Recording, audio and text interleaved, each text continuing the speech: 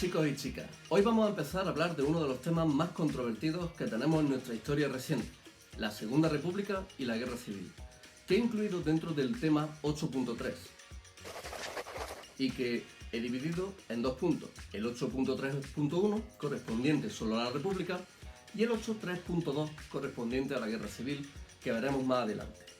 Me gustaría, antes de nada, pediros que tengáis la mente abierta, pues no es solo un tema delicado, pero debemos tener en cuenta que en la historia ni todo el mundo es bueno, ni todo el mundo es malo.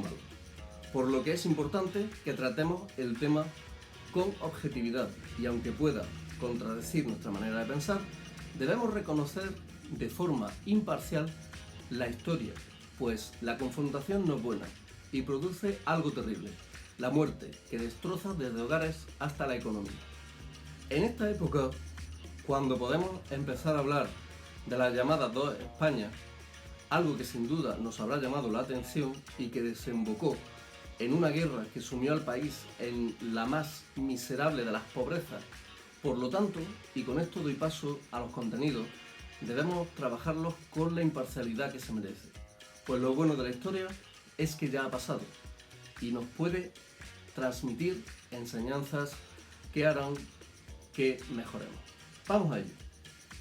Necesito que vengues mi muerte. ¡Me gusta venganza! Antes de nada, me gustaría que hiciéramos unas matizaciones y correcciones con respecto a los datos que manejamos en el punto anterior sobre la dictadura de Primo de Rivera, que son referentes a las cifras del desastre de Anual.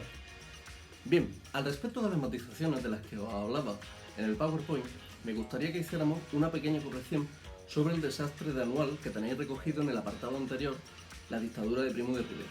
En primer lugar, el desastre de Anual debéis saber que fue un conjunto de acciones que la Kabila, unida a la Jarca, llevó a cabo contra las guarniciones españolas en la Kabila o provincia de Anual. Entonces, bueno, hubo una serie de batallas que tuvieron una serie de consecuencias.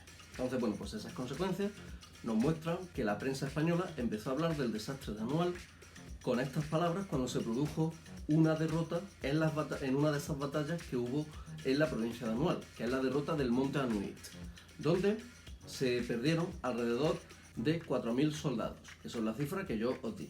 El total de muertos que os di se corresponde con la mayor batalla que se dio en el desastre, como es la del Monte Anuit, pero no con el total que perdimos en todas las batallas. Es decir, si sumáramos los muertos de todas las batallas, nos daría el total del desastre de Anual.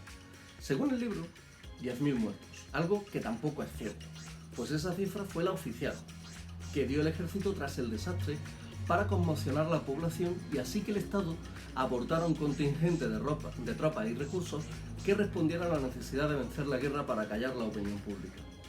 El total, según una investigación más reciente, viene siendo de aproximadamente unos 8.000 soldados españoles, por unos 3.000 marroquíes, es decir, un total de unos 11.000 sumando los dos bandos.